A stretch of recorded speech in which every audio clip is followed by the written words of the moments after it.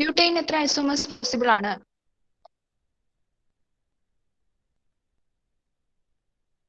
Butane means 4 carbon atoms and there is single bond between each carbon atom. Butane ആണ് അല്ലേ? How many chain isomers does butane have? എത്ര isomers ഉണ്ട്? Rincy.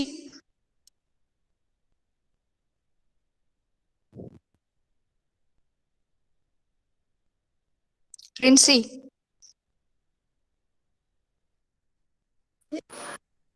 Yes, ma'am. How many chain isomers does butane have?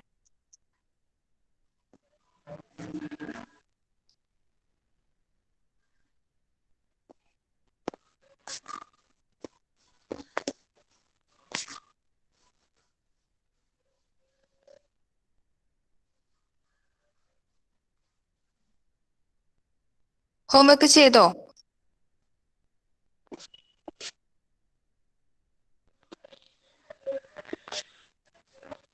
Yes, ma'am. എത്ര isomers കിട്ടി? ചെയ്തെന്നാണോ ചെയ്തില്ലെന്നാണോ? ഇത് ചെയ്തില്ല മാം. Okay.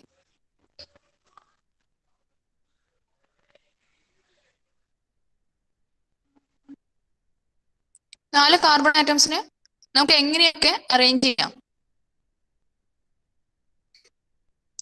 4 carbon ആറ്റംസിനെ നമുക്ക് എങ്ങനെയൊക്കെ അറേഞ്ച് ചെയ്യാം?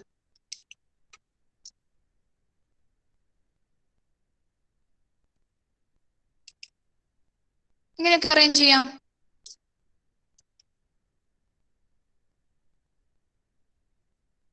നാല് കാർബൺ ആറ്റത്തെ ഒരു സിംഗിൾ ലൈനിൽ അറേഞ്ച് ചെയ്യും. And also you can arrange 4 carbon atoms in this way. അല്ലേ? ഇത് രണ്ടെണ്ണല്ലേ ബ്യൂട്ടേന്റെ ചെയിൻ ഐസോമേഴ്സ്. ചെയിൻ ഐസോമേഴ്സ് എന്ന് പറയുന്നത് കാർബൺ ചെയിനിലുള്ള ഡിഫറൻസ് കൊണ്ട് അറൈസ് ചെയ്യുന്ന ഐസോമേഴ്സ് ആണ് chain isomers. It is due to the difference in number of carbon atoms in a chain. അല്ലെങ്കിൽ എങ്ങനെയാണ് ഈ കാർബൺ ആറ്റംസിനെ ഒരു ചെയിനിൽ അറേഞ്ച് ചെയ്തിരിക്കുന്നത് അതിന്റെ ഡിഫറൻസിലാണ് ചെയിൻ ഐസോമറിസം അറൈസ് ചെയ്യുന്നത്. These 2 isomers are possible for butane.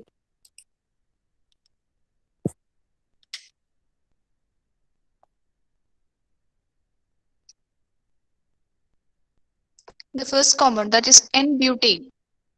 4 carbon atoms are arranged in a single chain.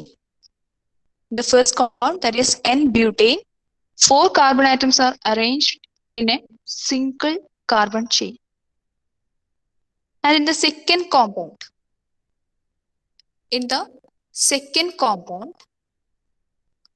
there is a chain at the second carbon. There is a chain at the second carbon. This is first carbon, this is second carbon, this is third carbon. There is a chain at the second carbon and it is methyl group. So if we are counting the numbers, there will be C4H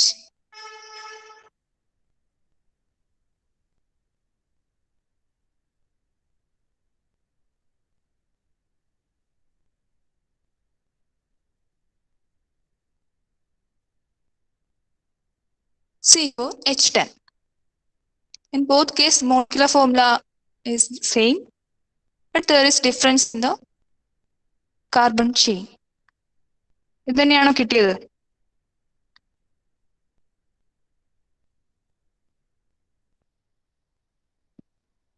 ഈ രണ്ട് chain isomers തന്നെയാണോ കിട്ടിയത് answer ആയിട്ട്? Okay. Then next question.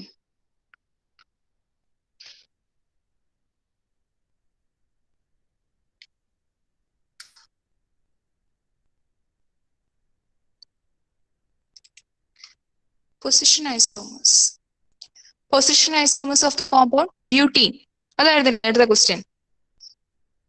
Position isomers of the compound butene with molecular formula C4H8. That is the second question, right? Okay. Then, how can we get the position isomers for C4H8? How can we write all the possible position isomers of butene C4H8? The molecular formula is clear that there are 4 carbon atoms and 8 hydrogen atoms. There are 4 carbon atoms and 8 hydrogen atoms. Then how can we arrange these 4 carbon atoms and the double bond? And the double bond. There is a double bond because it is ene, E-N-E. Ene indicates there is a double bond.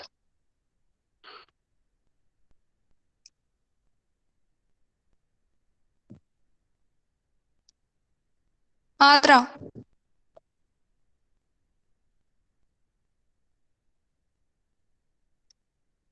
Adra.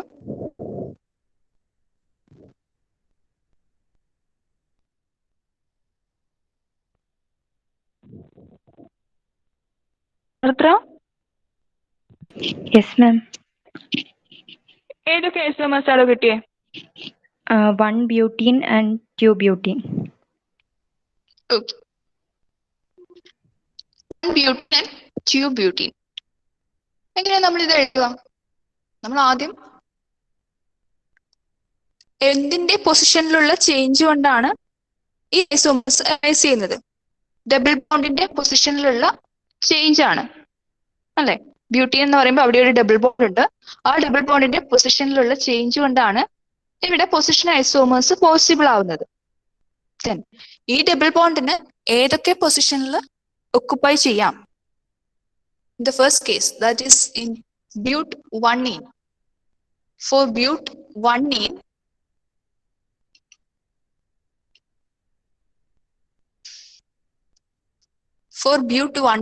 there is a double bond between second and first carbon. There is a double bond between first and second carbon. There are 4 carbons in the chain, and there is a double bond between first and second carbon, and the compound is known as but1ene or 1-butene. And the second bond, in the second compound, this double bond can be between second and third carbon.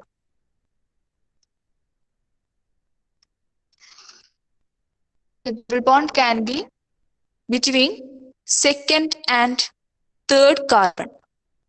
That is but2ene. There are 4 carbons and there is a double bond between second and third carbon.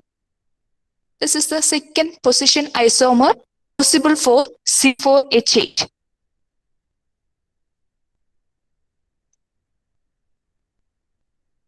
Clear ആണോ?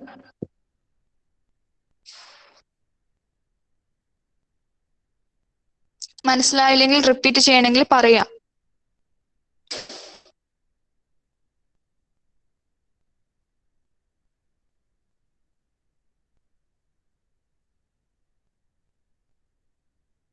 Repeat ചെയ്യണോ?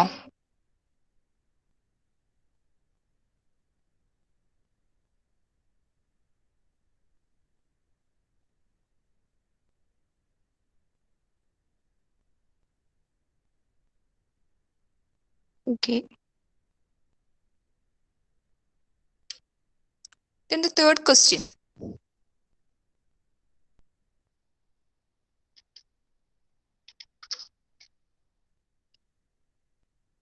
Functional group isomers.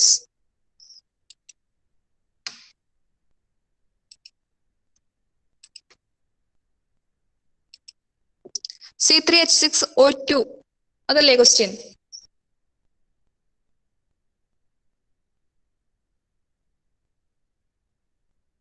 What are the possible functional group isomers of the compound with molecular formula C3H6O2. C2H6O. Okay. C2H6O. Okay, Sikta.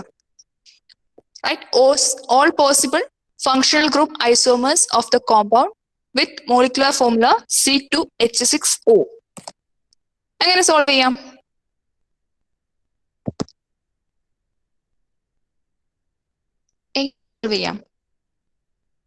ഞാൻ പറഞ്ഞിരുന്നു functional group isomerism പറയുമ്പോൾ ഞാൻ പറഞ്ഞിരുന്നു molecular formula നോക്കുക, അതില് കാർബണും ഹൈഡ്രജനും ഒഴിച്ച് വേറെ ഏതൊക്കെ ആറ്റംസ് ഉണ്ടെന്ന് നോക്കുക.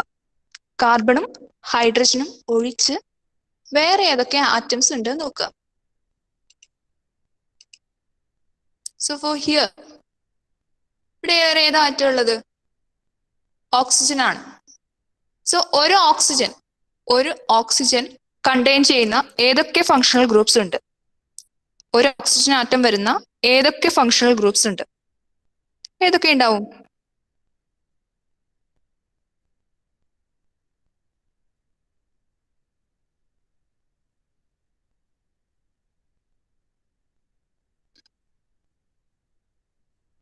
OH ആൽക്കഹോളിക് ഫങ്ഷണൽ ഗ്രൂപ്പ്സ് ഉണ്ട്. ആൽക്കഹോളിക് ഫങ്ഷണൽ ഗ്രൂപ്പ് ഉണ്ട്.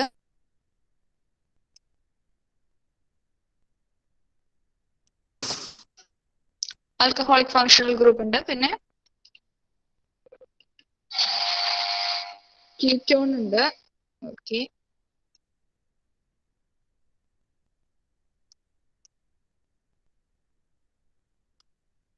ഈതേഴ്സ് ഉണ്ട്. CHO ഉണ്ട്. ഓക്കെ വിശാൽ.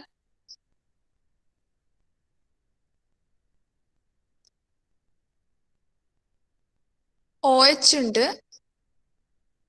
OH ഉണ്ട്.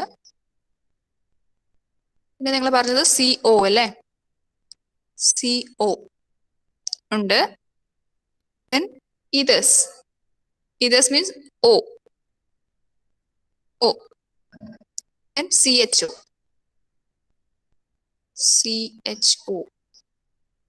ഓക്കെ, ഓരോ ഓക്സിജൻ ആറ്റം വരുന്ന ഇത്രയും ഫങ്ഷണൽ ഗ്രൂപ്പ്സിനെ നമുക്കറിയാം. ഇതിൽ ഏത് ഫങ്ഷണൽ ഗ്രൂപ്പ് വെച്ചിട്ടാണ് നമ്മൾ C2H6O എന്നുള്ള കോമ്പൗണ്ടിന്റെ ഫങ്ഷണൽ ഗ്രൂപ്പ് ഐസോമേഴ്സും എഴുതുന്നത്? OH വെച്ചിട്ട് എഴുതാൻ കഴിയുമോ? നമ്മൾ എന്താ നോക്കണ്ടേ? ഫങ്ഷണൽ ഗ്രൂപ്പ് നമുക്ക് ഇത്രയൊക്കെയാണെന്ന് മനസ്സിലായി. ഇനി ഈ ഫങ്ഷണൽ ഗ്രൂപ്പ് നമ്മുടെ ഫോർമുലയിലേക്ക് അപ്ലൈ ചെയ്താൽ അവിടെ കാർബണിന്റെയും ഹൈഡ്രജന്റെയും നമ്പറൊക്കെ സാറ്റിസ്ഫൈ ചെയ്യുന്ന രീതിയിൽ കോമ്പൗണ്ടിനെ കിട്ടണം അല്ലെ? 2 കാർബണും 6 ഹൈഡ്രജനും വേണം. പിന്നെ നമ്മുടെ ഫങ്ഷണൽ ഗ്രൂപ്പിൽ ഓക്സിജൻ വേണം. ഇതൊക്കെ സാറ്റിസ്ഫൈ ചെയ്യുന്ന ഏത് ഫങ്ഷണൽ ഗ്രൂപ്പാണ് ഉള്ളത് അതാണ് ചെക്ക് ചെയ്യേണ്ടത് അല്ലെ? ഇനി ഫസ്റ്റ്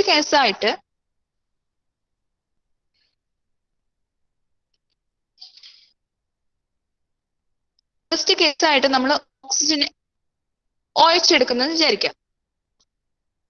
OH എടുത്ത ഫോർമുല എങ്ങനെ? CH3CH2OH.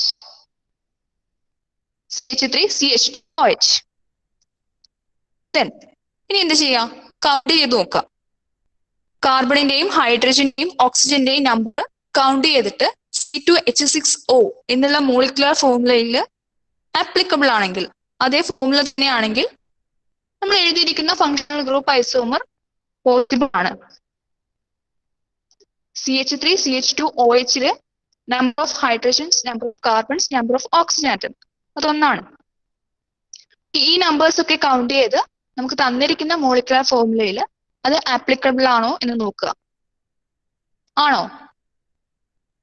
CH3CH2OH ഇത് തന്നെയാണോ C2H6O?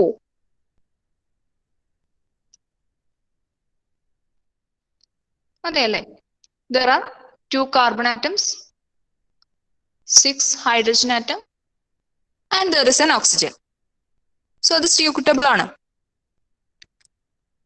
ഇനി അടുത്ത functional group C double bond O consider ചെയ്യുന്നു. C double bond O, that is CH3 CO കാർബണിന്റെ വാലൻസി കഴിഞ്ഞിട്ടില്ല. ഒരു വാലൻസിയും കൂടെ സാറ്റിസ്ഫൈ ചെയ്യാനുണ്ട്. അതിന് കാർബൺ ഉണ്ടോ? കാർബണിന്റെ വാലൻസി അവിടെ സാറ്റിസ്ഫൈ ചെയ്തിട്ടില്ല. സി ഡബിൾ ബോണ്ട് ഓയിൽ നിങ്ങൾക്ക് നോക്കിയാൽ കാണാം, 2 വാലൻസി നമുക്ക് സാറ്റിസ്ഫൈ ചെയ്യണം. 2 വാലൻസി കൂടി സാറ്റിസ്ഫൈ ചെയ്യണം. ബട്ട് നമ്മൾ എഴുതിയിരിക്കുന്ന ആ മോളിക്യൂൾ CH3CO എന്നുള്ള മോളിക്യൂൾ ആ വാലൻസി സാറ്റിസ്ഫൈ ചെയ്തിട്ടില്ല. ബട്ട് നമ്പർ ഓഫ് കാർബൺസ് 2 എന്നാണ് അവിടെ വരുന്നത്, അല്ലെ? ഓൾറെഡി നമ്പർ ഓഫ് കാർബൺസ് 2 ആയി. Then what will we do? പിന്നെന്താ ചെയ്യാൻ കഴിയാം? അങ്ങനെ ഒരു കോമ്പൗണ്ട്, അങ്ങനെ ഒരു functional group isomer C2H6O possible ആണോ?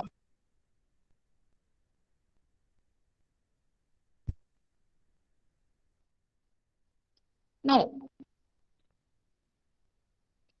C2H3O ഓൾറെഡി കാർബൺ 2 ആറ്റംസ് ആയി. ഇനി നമ്മൾ എവിടെയാണ് കാർബൺ ആറ്റംസ് കൊണ്ടുവരിക? സോ അങ്ങനെ ഒരു ഫങ്ഷണൽ ഗ്രൂപ്പ് ഐസോമർ അവിടെ പോസിബിൾ അല്ല. അതായത് വരുന്ന ഫങ്ഷണൽ ഗ്രൂപ്പ് ഐസോമർ C2H6O എന്ന മോളിക്കുലർ ഫോർമുലയിൽ അപ്ലിക്കബിൾ അല്ല. ഇനി നെക്സ്റ്റ് ഈതർ വരികയാണെങ്കിൽ എങ്ങനെയാ? CH3O CH3. That means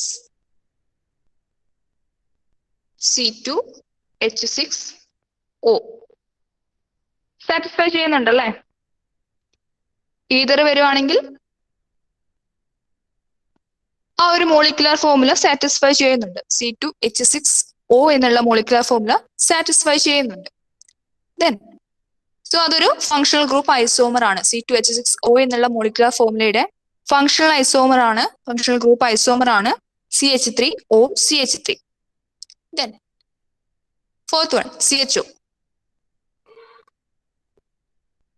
CH3 CHO. Its molecular formula will be C2H4O. നമുക്ക് തന്നിരിക്കുന്ന മോളിക്കുലർ ഫോർമുല ആയിട്ട് മാച്ചിങ് ആണോ? C2H4O. ഓൾറെഡി അവിടെ 2 കാർബൺ ആറ്റംസ് വന്നു, 2 കാർബൺ ആറ്റംസ് വന്നു, ഒരു ഓക്സിജനും വന്നു. നമ്മുടെ മോളിക്കുലർ ഫോർമുല ആയിട്ട് മാച്ചിങ് അല്ല.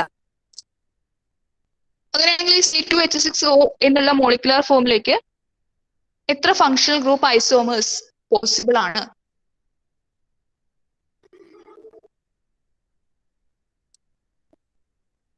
One and 2 അല്ലേ?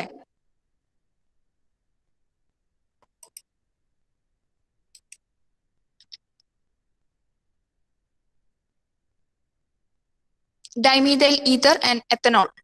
These are the 2 possible functional group isomers. The molecular formula C2H6O. മനസ്സിലായോ?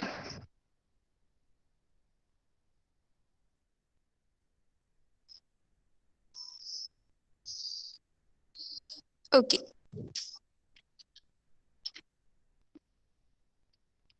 ഞാൻ പറഞ്ഞു നമ്മുടെ 3 ടൈപ്സ് ഓഫ് സ്ട്രക്ചറൽ ഐസോമേഴ്സത്തിലെ ആദ്യത്തെ 3 എണ്ണമാണ് നമ്മൾ ഡിസ്കസ് ചെയ്തത്. ചെയിൻ ഐസോമേഴ്സും, പൊസിഷൻ ഐസോമേഴ്സും ആൻഡ് ഫങ്ഷണൽ ഗ്രൂപ്പ് ഐസോമേഴ്സും. This is the fourth one. Fourth type of structural isomerism, that is metamerism. Metamerism. What is metamerism? It arises due to unequal distribution of carbon atoms on either side of the functional group in the molecule. It arises due to unequal distribution of carbon atoms on either side of the functional group. Functional ഗ്രൂപ്പിന്റെ 2 സൈഡിലും ഉള്ള carbon ആറ്റംസിന്റെ distribution നോക്കുക. ആ distribution unequal ആയിട്ടാണെങ്കിൽ അങ്ങനെ അതുകൊണ്ട് arise ചെയ്യുന്ന isomerism ആണ് metamerism. Arises due to unequal distribution of carbon atoms on either side of the functional group. താഴെയുള്ള എക്സാമ്പിൾ നോക്കുകയാണെങ്കിൽ നമുക്ക് കുറച്ചുകൂടെ മനസ്സിലാവും.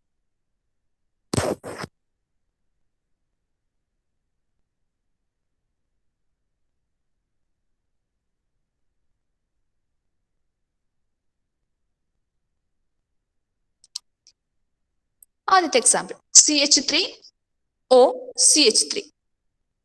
നമ്മുടെ ഫങ്ഷണൽ ഗ്രൂപ്പ് എന്ന് പറയുന്നത് ഈ ഓക്സിജൻ ആണ്. It is an ether. ആ ഓക്സിജൻ ആണ് നമ്മുടെ ഫങ്ഷണൽ ഗ്രൂപ്പ്. ആ ഫങ്ഷണൽ ഗ്രൂപ്പിന്റെ രണ്ട് സൈഡിലും എങ്ങനെയാണ് ഈ കാർബൺ ആറ്റംസിനെ ഡിസ്ട്രിബ്യൂട്ട് ചെയ്തിരിക്കുന്നത്, അതിന്റെ ഡിഫറൻസിൽ അറൈസ് ചെയ്യുന്ന ഐസോമറിസ് ആണ് മെറ്റാമറിസം. ഫങ്ഷണൽ ഗ്രൂപ്പിന്റെ രണ്ട് സൈഡിലും കാർബൺ ആറ്റംസിനെ എങ്ങനെയാണ് ഡിസ്ട്രിബ്യൂട്ട് ചെയ്തിരിക്കുന്നത്, ആ ഡിസ്ട്രിബ്യൂഷന്റെ ഡിഫറൻസിൽ റൈസ് ചെയ്യുന്ന ഐസോമറിസ് ആണ് മെറ്റാമറിസം. ഇവിടെയുള്ള ഫങ്ഷണൽ ഗ്രൂപ്പ് എന്ന് പറയുന്നത് ഓക്സിജൻ ആണ്. അതുകൊണ്ട് നമുക്ക് ഇതിലേക്ക് സ്പെസിഫൈ ചെയ്യാം. ഇവിടെ ഫസ്റ്റ് കോമ്പൗണ്ട് ഡൈഇഥൈൽ ഈതർ. അതിന്റെ ലെഫ്റ്റ് സൈഡിൽ ഒരു CH3 ഗ്രൂപ്പ് ഉണ്ട്, ഒരു CH2 ഗ്രൂപ്പ് ഉണ്ട് അല്ലെ. ലെഫ്റ്റ് സൈഡിൽ, നമ്മുടെ ലെഫ്റ്റ് സൈഡിലാണെങ്കിൽ CH3 CH2 ഗ്രൂപ്പ് ഉണ്ട്. റൈറ്റ് സൈഡിലാണെങ്കിലും CH2 CH3 ഗ്രൂപ്പ് ഉണ്ട്. It will be C2H5O C2H5 എന്ന് നമുക്ക് എഴുതാം അല്ലെ. C2H5O C2H5. Then if you are considering the second compound, methyl propyl ether, second കോമ്പൗണ്ടിനെ നമ്മൾ കൺസിഡർ ചെയ്താൽ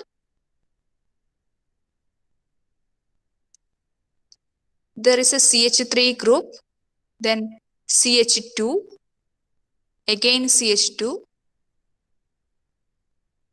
അങ്ങനെ CH3 CH2 CH2 ഗ്രൂപ്പാണ് ആ ഓക്സിജൻ ആറ്റത്തിന്റെ ലെഫ്റ്റ് സൈഡിൽ വരുന്നത്. അതായത് C3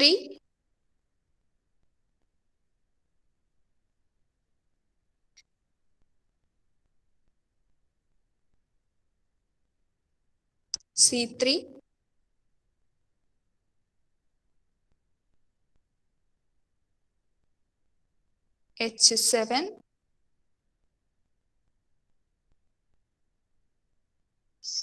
O C3H7O എന്നാണ് വരുന്നത്. Then റൈറ്റ് സൈഡിൽ ഒരു CH3 ഗ്രൂപ്പ്.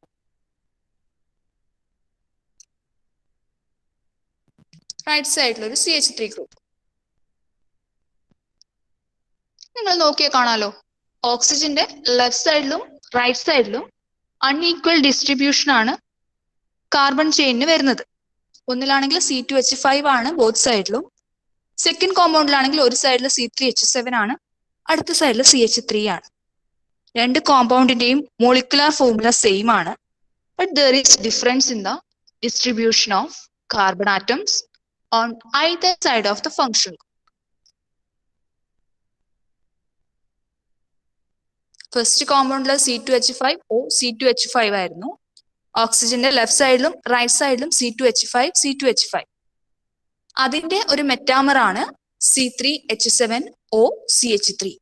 ഓക്സിജൻ എന്നുള്ള ഫങ്ഷണൽ ഗ്രൂപ്പിന്റെ ലെഫ്റ്റ് സൈഡിലും റൈറ്റ് സൈഡിലും കാർബൺ ആറ്റംസിന് അൺഈക്വൽ ഡിസ്ട്രിബ്യൂഷൻ വരുന്നു. C2H5നേക്കാൾ ഒരു കാർബൺ എക്സ്ട്രാ ആണ് C3H7. അതുപോലെ ഇവിടെയുള്ള C2H5നേക്കാൾ ഒരു കാർബൺ ലെസ് ആണ് CH3 ഗ്രൂപ്പ്സിന്. അങ്ങനെ കാർബൺ ആറ്റംസിന്റെ അൺഈക്വൽ ഡിസ്ട്രിബ്യൂഷൻ കൊണ്ട് അറൈസ് ചെയ്യുന്ന ഐസോമറിസ് ആണ് metamerism.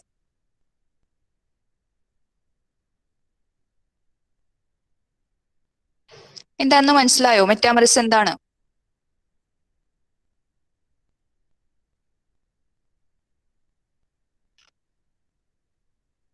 Then what do you mean by homologous series? ഇതിലെ ആദ്യത്തെ point exhibited by homologous series. എന്താണ് ഈ ഹോമോലോഗസ് സീരീസ്?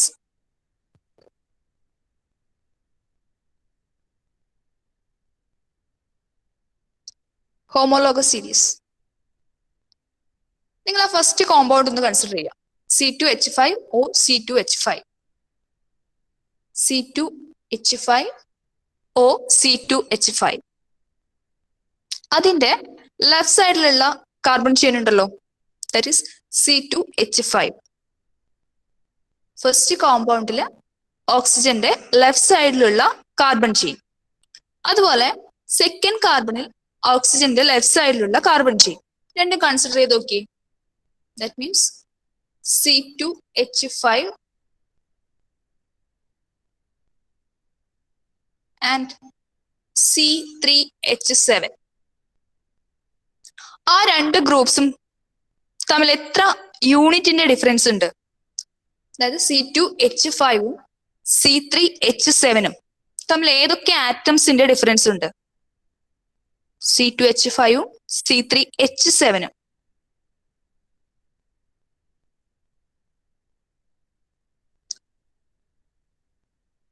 ഒരു CH2 ഗ്രൂപ്പിന്റെ ഡിഫറൻസ് ഉണ്ട് അല്ലെ? അത് രണ്ടും തമ്മിൽ ഒരു CH2 ഗ്രൂപ്പിന്റെ ഡിഫറൻസ് ഉണ്ട്. ഇനി റൈറ്റ് സൈഡിലേക്ക് വന്നാൽ ഓക്സിജന്റെ റൈറ്റ് സൈഡിൽ ഫസ്റ്റ് കോമ്പൗണ്ടിൽ C2H5 ആണ്, സെക്കൻഡ് കോമ്പൗണ്ടിൽ CH3 ആണ്. ദെൻ ആ രണ്ട് ഗ്രൂപ്പ്സും തമ്മിൽ എത്ര യൂണിറ്റിന്റെ ഡിഫറൻസ് ഉണ്ട്?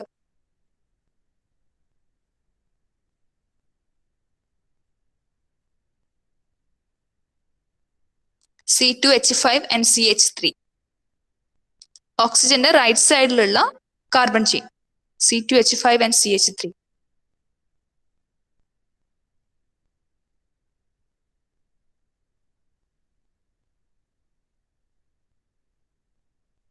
എത്ര നമ്പർ ഓഫ് കാർബൺ, എത്ര നമ്പർ ഓഫ് ഹൈഡ്രജൻ, അതാണ് യൂണിറ്റ് കൊണ്ട് ഉദ്ദേശിക്കുന്നത്. C2H5 and CH3. ആ രണ്ട് ഗ്രൂപ്പ്സും തമ്മിൽ എത്ര കാർബണിന്റെയും എത്ര ഹൈഡ്രജന്റെയും ഡിഫറൻസ് ഉണ്ട്?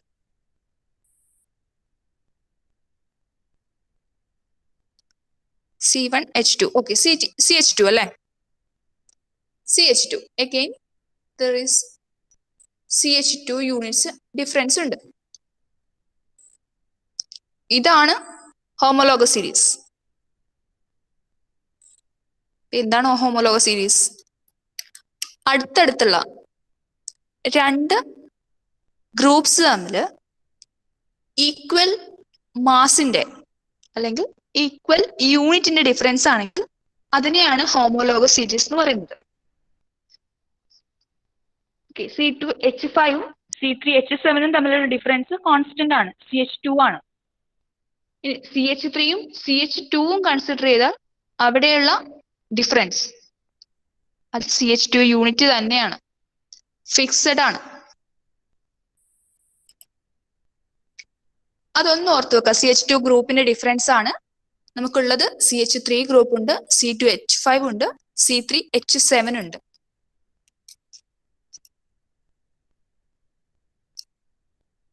CH3 ഗ്രൂപ്പ് ഉണ്ടായിരുന്നു, C2H5, C3H7.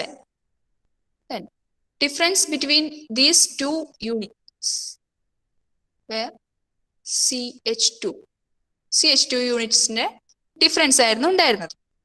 Then between these two there is a difference of CH2 units.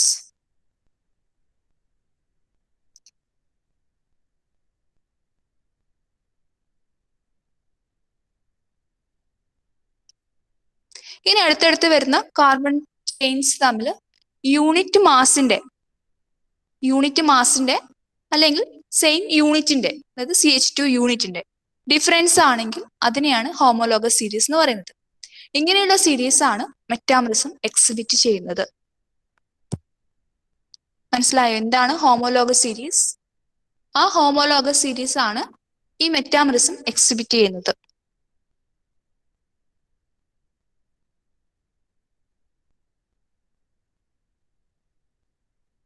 നമുക്ക് എക്സാമിന് ചോദിച്ചാൽ ഇത്രക്കൊന്നും ഡീറ്റെയിൽ ആയിട്ടൊന്നും പോകണ്ട. ടൈപ്സ് ഓഫ് സ്ട്രക്ചറൽ ഐസോമറിസം ചോദിച്ചാൽ ഓരോ ടൈപ്പിന്റെയും പേര് എഴുതുക, അതിന്റെ താഴെ അത് എന്താണെന്ന് എഴുതുക, അതിന്റെ എക്സാമ്പിൾ എഴുതുക. ഓക്കെ, നിങ്ങൾക്ക് ആ ഹോമോലോഗസ് സീരീസ് എന്നുള്ള ടേം കണ്ടിട്ട് ഡൗട്ട് വന്നിട്ടുണ്ടെങ്കിലാണ് ഞാൻ ഇത്രയും പറഞ്ഞത്.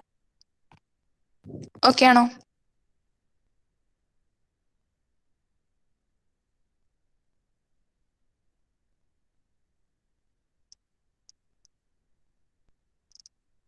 Then the last type of structural isomerism, that is tautomerism. എന്താണ് tautomerism? എങ്ങനെ tautomerism ഡിഫൈൻ ചെയ്യാം? When two structural isomers are mutually interconvertible and exist in dynamic equilibrium, they are called tautomers, and the phenomenon is called tautomerism. When two structural isomers are mutually interconvertible.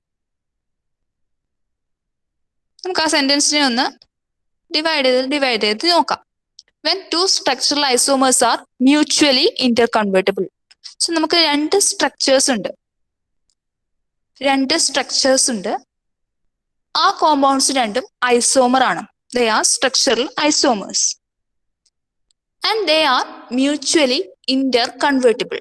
എന്ന് വെച്ചാൽ ഒരു സ്ട്രക്ചറിൽ നിന്ന് അടുത്ത സ്ട്രക്ചറിലേക്ക് നമുക്ക് convert ചെയ്യാം. താഴെയുള്ള എക്സാമ്പിൾ നോക്കിക്കേ. Keto form of acetone and enol form of acetone. We can convert keto form of acetone to enol form of acetone. We can convert keto form to enol form. Similarly, we can convert enol form to keto form. They are interconvertible. ഒരു ഫോമിൽ നിന്ന് അടുത്ത ഫോമിലേക്ക് convert ചെയ്യാം. അങ്ങനെയുള്ള രണ്ട് structural isomers and exist in dynamic equilibrium. ഈ ഇന്റർകൺവേർഷൻ എന്നുള്ള ഒരു പ്രോസസ് അത് ഇക്വിലിബ്രിയത്തിലാവുമ്പോൾ and exist in dynamic equilibrium, they are called tautomers. So there are two structural isomers and we can convert one structural isomer into another. Similarly, the second to first കോമ്പൗണ്ടിൽ നിന്ന് second കോമ്പൗണ്ടിലേക്ക് convert ചെയ്യാം. Second കോമ്പൗണ്ടിനെ first compound ആയിട്ട് convert ചെയ്യാം. They are interconvertible and there exists a dynamic equilibrium. ഈ ഒരു ഇന്റർകൺവേർഷൻ ഇക്വിലിബ്രിയത്തിലാണെങ്കിൽ അതിനെയാണ് ടോട്ടോമേഴ്സ് എന്ന് പറയുന്നത്. അങ്ങനെയുള്ള കോമ്പൗണ്ട്സിനെയാണ് ടോട്ടോമേഴ്സ് എന്ന് പറയുന്നത്. ആ ഫിനോമിനെ പറയുന്ന പേര് ടോട്ടോമെറിസം. Okay. So here, keto form of acetone and enol form of acetone, they are tautomers because നമുക്ക് ഈ അസറ്റോണിന്റെ കീറ്റോ ഫോമിനെ ഈനോൾ ഫോമിലാക്കി മാറ്റാം. അതുപോലെ ഈനോൾ ഫോമിനെ കീറ്റോൺ ഫോമിലാക്കാം. ഈ ഇന്റർകൺവേർഷൻ ഒരു ഇക്വിലിബ്രിയത്തിൽ എക്സിസ്റ്റ് ചെയ്യുന്നു. അവിടെയുള്ള എയറോ നോക്കുക. ഇക്വിലിബ്രിയത്തിന്റെ എയറോ അല്ലേ അത്? ഇക്വിലിബ്രിയത്തിന്റെ എയറോ അല്ലേ? So they are tautomers. Keto form of acetone and enol form of acetone are tautomers.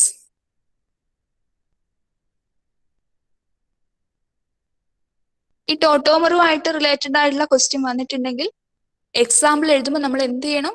ആ ഇക്വിലിബ്രിയത്തിന്റെ എയറോ മറന്നു പോകരുത്. ബാക്കി എല്ലാ ഐസോമറിനും നമുക്ക് അവിടെ ഒരു എയറോ ഇല്ല. ടോട്ടോമറിന് മാത്രം ഒരു ഇക്വിലിബ്രിയത്തിന്റെ എയറോ ഉണ്ട്.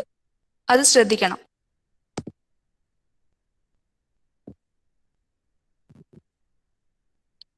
ഓക്കെ ആണോ? എന്താണ് ടോട്ടോമറിസം?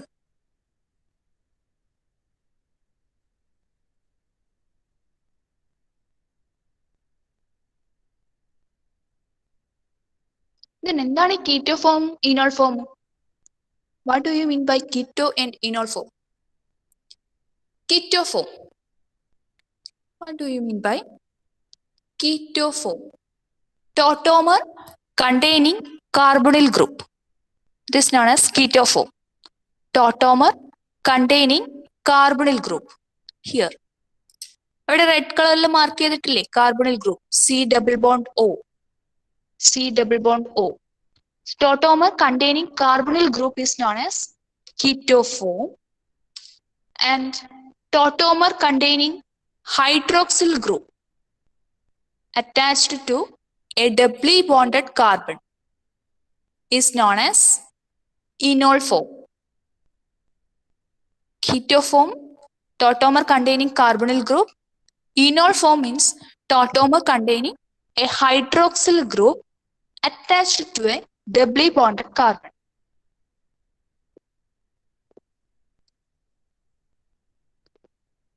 There is an OH group attached to this carbon and it forms double bond with the neighbor carbon.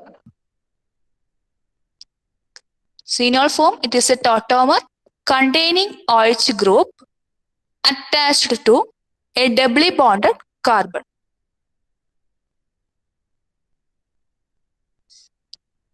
ഇതൊന്നും ഞാൻ കാണിച്ചു തന്നേ ഉള്ളൂ കേട്ടോ. ഇത് നമുക്ക് പഠിക്കണ്ട. കീറ്റോ ഇനോൾ ടോട്ടോമറിസത്തിന്റെ മെക്കാനിസം ആണ്. അതെങ്ങനെയാണ് സി ഡബിൾ ബോണ്ടോ C O H C double bond C ആവുന്നത്, അതിന്റെ മെക്കാനിസം ആണ്. അത് നമുക്ക് പഠിക്കണ്ട. എന്താണ് കീറ്റോ ഫോം, എന്താണ് ഇനോൾ ഫോം, അത് നമുക്കറിയണം. അത് മനസ്സിലായല്ലോ, എന്താണ് കീറ്റോ, എന്താണ് ഇനോൾ.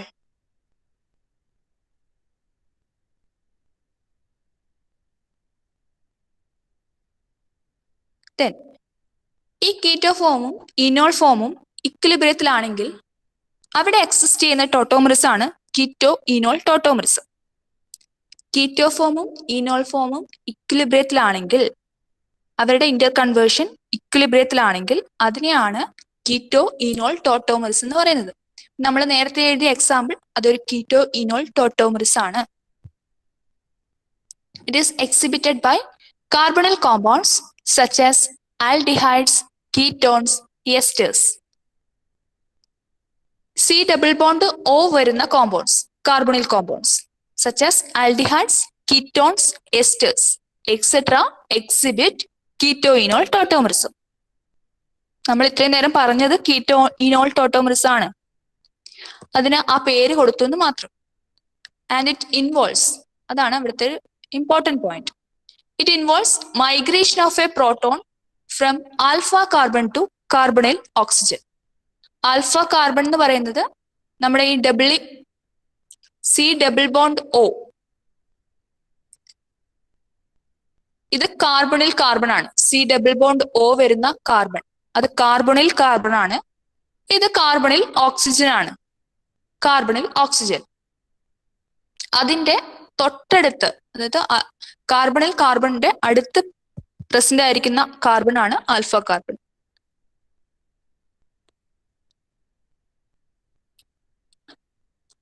കാർബണിൽ ഓക്സിജൻ എന്താണ്, കാർബണിൽ കാർബൺ എന്താണ്? ഈ കാർബണിൽ കാർബണിന്റെ നെയ്ബർ ആയിട്ടുള്ള തൊട്ടടുത്തുള്ള കാർബൺ ആണ് alpha carbon. So it involves migration of a proton from alpha carbon to alpha oxygen. ഒന്നാമത്തെ സ്ട്രക്ചർ നോക്കുക, അതിൽ ആൽഫ കാർബണിൽ 3 ഹൈഡ്രജൻസ് ആയിരുന്നു ഉണ്ടായിരുന്നത്. CH3 that was the alpha carbon. അതിൽ 3 ഹൈഡ്രജൻ ഉണ്ടായിരുന്നു. ഈനോൾ ഫോമിലാവുമ്പോഴേക്ക് ആ ആൽഫ കാർബണിൽ നിന്ന് ഒരു ഹൈഡ്രജൻ കാർബണിൽ ഓക്സിജനിലേക്ക് ഷിഫ്റ്റ് ചെയ്തു. ആൽഫ കാർബണിൽ ഉണ്ടായിരുന്ന ഒരു പ്രോട്ടോൺ കാർബണിൽ ഓക്സിജനിലേക്ക് ഷിഫ്റ്റ് ചെയ്തു. അങ്ങനെയാണ് കീറ്റോ ഈനോൾ ടോട്ടോമറിസം എക്സിസ്റ്റ് ചെയ്യുന്നത്. ഓക്കെ ആണല്ലോ. പിന്നെ എന്താണ് കീറ്റോ ഫോം, എന്താണ് ഈനോൾ ഫോം, മനസ്സിലായോ? നമ്മൾ ഇന്ന് കാര്യമായിട്ട് ഡിസ്കസ് ചെയ്തത് എന്താണ് മെറ്റാമറിസം, എന്താണ് ടോട്ടോമറിസം, അതിൽ തന്നെ കീറ്റോ ഈനോൾ ടോട്ടോമറിസം. മനസ്സിലായോ?